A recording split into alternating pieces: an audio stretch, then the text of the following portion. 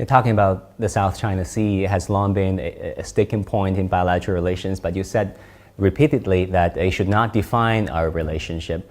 What is the latest regarding bilateral consultation on maritime disputes? Well, right now we have these. We constantly have communication, but it is not so formalized. And that's perhaps one of the things that I would like to propose in this trip to your president. I intend to propose to bring it to a higher level so that both sides have a direct conversation and a direct link to their presidents, my officials to me, and Chinese officials to the president, President Xi. And that way we can avoid any possible misunderstandings, any possible mistakes. It is to make sure that not to aggravate the situation, but to calm things down.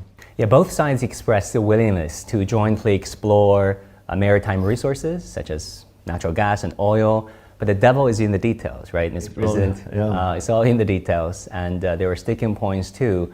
Any progress regarding maritime joint exploration on natural gas and oil, perhaps? We are moving forward. We continue to explore what other arrangements can be made.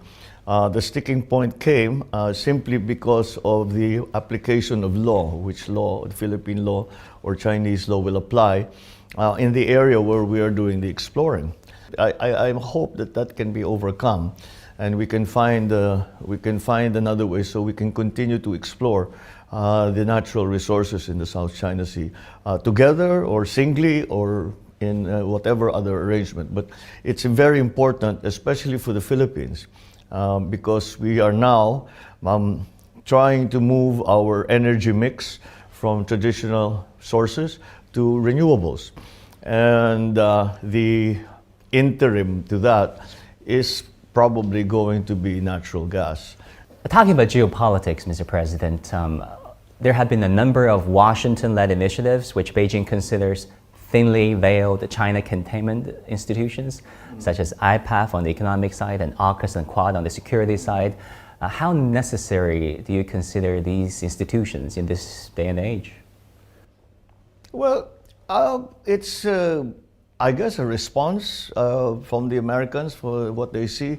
The Philippines, again, has a very simple foreign policy. It's a foreign policy that commits itself to peace and that is guided by the national interest.